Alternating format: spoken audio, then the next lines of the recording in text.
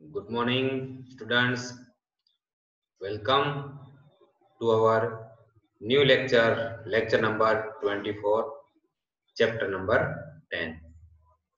In last lecture के अंदर हमने अलग अलग टेस्टिंग के बारे में स्टडी करी थी। उसमें से Brinell hardness test, Rockwell hardness test, Vickers hardness test वगैरह हमने स्टडी किया था। तो आज हम वैसे ही एक जो टेस्टिंग है उसके बारे में हम डिस्कस करेंगे।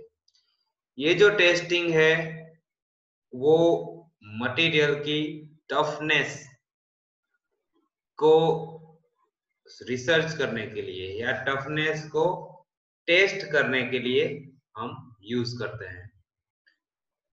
तो आइए चलिए देखते हैं आज की टेस्टिंग क्या है। आज की जो टेस्टिंग है उस टेस्टिंग का नाम है इम्पैक्ट टेस्ट। आप सबको पता ही होगा कि इम्पैक्ट का मतलब क्या होता है। इम्पैक्ट का मतलब होता है आघात, झटका, सडन लोड। जैसे आप कोई बस में जा रहे हैं और जब कोई अचानक ब्रेक मारता है तो आप बस में बैठे हुए होते हो तो आपको कैसा एक झटका लगता है जिससे आपकी पूरी बॉडी आगे चली जाती है। वो एक टाइप का इम्पैक्ट है। दूसरा इम्पैक्ट, आप जोर से हथौड़ा मारते हो कोई भी खिल्ली के ऊपर या कोई भी ऐसे पदार्थ के ऊपर, तो वो एक टाइप का इम्पैक्ट हो गया। तो इम्पैक्ट का मतलब होता है आघात, और आघात को सहन करने की क्षमता को ही टफनेस कहा जाता है। तो કોઈ પણ મટીરીયલની આઘાત સહન કરવાની ક્ષમતાને તેની ટફનેસ કહે છે. The impact resistance of any material is called toughness. Clear? So material के अंदर कितनी टफनेस है वो हमको कैसे पता चलेगी? तो उसके लिए स्ट्रेंथ ऑफ मटेरियल के अंदर दो तरीके की टेस्टिंग दी गई है। फर्स्ट जो टेस्टिंग है वो है आइजोड इम्पैक्ट टेस्ट, और दूसरी जो टेस्टिंग है वो है 4P टेस्ट।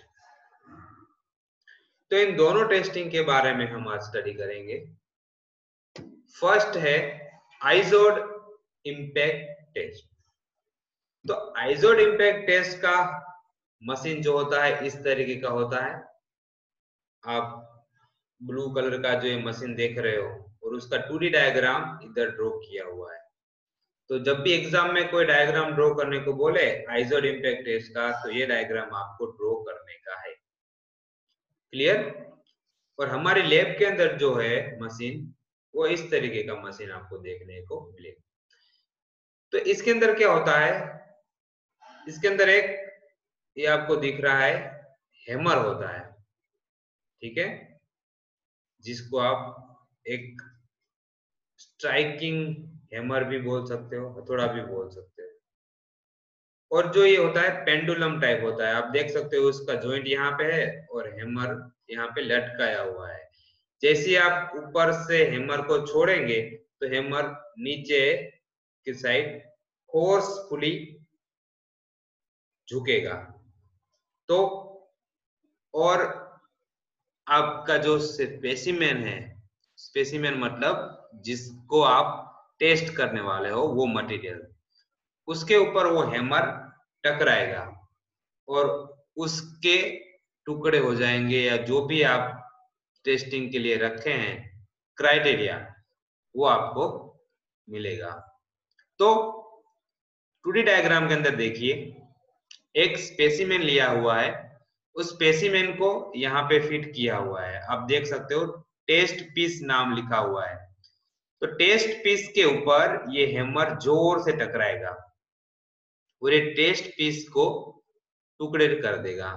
और जो भी फोर्स यहाँ पे हैमर ने लगाया वो स्केल के ऊपर यहाँ पे नोट डाउन हो जाएगा। तो उस स्केल की मदद से हमको इस टेस्टिंग का पता चलेगा।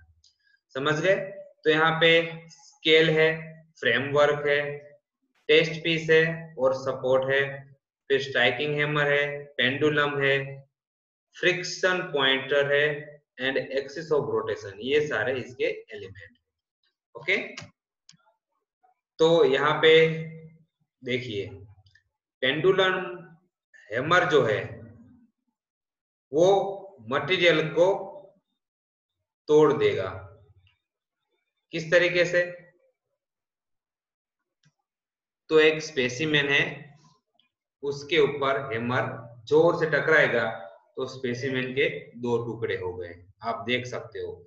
ठीक है, આ પ્રકારના ટેસ્ટમાં ચોક્કસ માપવાળા ધાતુના સ્પેસિમેનનો ઉપયોગ કરી મશીનના એન્વિલમાં ફિટ કરી તેના ઉપર આકૃતિમાં દર્શાવ્યા પ્રમાણે લોલકવાળા આકારવાળા હેમરથી ફટકો લગાવવામાં આવે છે, જેના આધારે ધાતુની क्षमता नक्की કરવામાં આવે છે। जैसे मैंने आपको बताया कि एक स्पेसिमेन को उसके अंदर फिट किया जाता है और जोर से हैमर उसके ऊपर टकरा दिया जाता है, ठीक है, या फटको मारवामा आवे छे। तो उससे क्या होता है कि जो स्पेसिमेन है वो टूट जाता है और उसके जो रीडिंग है, कैपेसिटी है, वो हमको नोट डाउन करने की होती है। ओके, तो स्पेसिमेन का साइज कैसा होता है? तो आइजोड इम्पैक्ट टेस्ट के स्पेसिमेन का साइज बहुत ही इंपॉर्टेंट है, ये आपको फिगर ड्रॉ कर लेना है। एग्जाम के अंदर 4 बार ये फिगर पूछा गया है कि आइजोड इम्पैक्ट टेस्ट के स्पेसिमेन की फिगर ड्रॉ कीजिए। तो इसकी टोटल लंबाई होती है 75 mm, उसको यहाँ पे वी नोच दी जाती है, मतलब वहां से थोड़ा कट किया जाता है, वी नोच। और इसको फिटिंग करने के लिए 47 अंदर की साइड रखा जाता है और 28 mm बाहर रखते हैं। तो जो 28 mm है वहां पे ही हैमर का जोर से झटका लगेगा, जैसे लोड लिखा हुआ है। ओके, और जो ये नोच की जो डेप्थ होती है वो है 2 mm। ठीक है, तो स्पेसिमेन का साइज क्या हो गया? 75 बाय 10 बाय 10। ओके, तो चलिए देखते हैं इसके अंदर क्या क्या है। નમૂનાને કેન્ટિલીવર બીમ તરીકે ટેસ્ટ કરવામાં આવે છે, मतलब एक साइज, एक जो छोर है, एक एंड को फिक्स किया तो ये स्पेसिमेन हो गया आपका कैंटिलीवर बीम तरीके वो बिहेव करेगा। और नमूना का जो सैंपल का जो नाप है वो है 75 by 10 by 10 mm। Okay, V notch करवामा आवे छे, इसकी जो नोच होती है वो किस तरीके की वी नोच होती है? 2 mm डेप्थ वाली एंड 45 एंगल के, ये इस इन दोनों के बीच में 45 एंगल की वी नोच रहती है। नोचनी बाजुएथी लोड लागे छे, तो यहाँ पे जो लोड लग रहा है वो कौन सी साइड से लग रहा है? देखो अभी पी लिखा हुआ है, वो नोच आपका लग रहा है, सॉरी लोड आपका लग रहा है नोच की साइड, जिस साइड पे नोच है उसी साइड से लोड लग रहा है। ओके, तो यहाँ से जोर से लोड लगेगा और ये नोच से आपका स्पेसिमेन है वो टूट जाएगा या उसके अंदर डिफॉर्मेशन आ जाएगा। समझ गए? और जो रीडिंग है इसकी टफनेस है वो मेजर हम स्केल की मदद से ही कर लेंगे। तो यहाँ पे इस तरीके से आप आइजोड इम्पैक्ट टेस्ट को मेजरिंग कर सकते हो, टेस्टिंग कर सकते हो। अब हम देखेंगे दूसरे टाइप की टेस्ट। नाउ सेकंड टाइप की जो टेस्ट है वो है 4P टेस्ट। तो आइजोड टाइप की जैसी टेस्ट है उसी तरीके की जो टेस्ट है 4P, लेकिन इसके अंदर स्पेसिमेन को इस तरीके से रखा जाता है। आप देखिए वहां पे वर्टिकली रखा गया था और यहाँ पे हॉरिजॉन्टली रखा गया है। समझ गए क्या डिफरेंस है? તો આ પ્રકારના ટેસ્ટમાં ધાતુના ચોક્કસ આકાર તથા માપવાળા સ્પેસિમેન ઉપર નિર્ધારિત જગ્યાએ નોચ રાખવામાં આવે છે। यहाँ पर जो स्पेसिमेन रखा है उसके सेंटर में ही नोच रखी गई है और इधर पीछे की साइड मतलब नोच है उसकी ऑपोजिट साइड से लोड लगेगा। ठीक है, तो यहाँ पर आप फिगर के अंदर देख सकते हैं कि स्पेसिमेन है उसके सेंटर में ही नोच है और जो नोच का शेप है वो यू आकार का है। ओके, चार्ली टेस्ट में स्पेसिमेन ने बन्ने छेड़े फिट करी तेना वच्चेना भागमां निर्धारित जग्याए इम्पेक्ट लोड लगाडवामां आवे छे। सेंटर में ही लोड लगता है इधर। ओके, आकृति में 4P टेस्ट माटेना स्टैंडर्ड स्पेसिमेन ना माप दर्शाव्या छे। तो यहाँ पे स्पेसिमेन का मेजर होता है 55 बाय 10 बाय 10 mm। क्लियर, और यहाँ पे यू नोच होती है वो 5 mm डेप्थ होती है और 2 mm उसकी विड्थ होती है। यहाँ पे आप देख सकते हो स्पेसिमेन को किस तरीके से फिट किया गया है और जो हैमर है वो हैमर को ऊपर के साइड से हम छोड़ेंगे और ये स्पेसिमेन को टकराते हुए उसके टुकड़े कर देगा। टुकड़े कर भी सकता है और नहीं भी कर सकता, जितना उसका टफनेस ज्यादा होगा उस हिसाब से उधर इधर रीडिंग स्केल पे मेजरमेंट आप ले सकते हो। तो यहाँ पे अपन देख लेते हैं किस तरीके का इसका डायमेंशन रहता है। तो नमूना ने सिंपली सपोर्टेड बीम तरीके टेस्ट करवामां आवे छे, मतलब यहाँ पे दोनों एंड को फिक्स कर दिया गया है। आप देख सकते हो डायग्राम के अंदर नमूना माप 55 बाय 10 बाय 10 mm રાખવામાં આવે છે।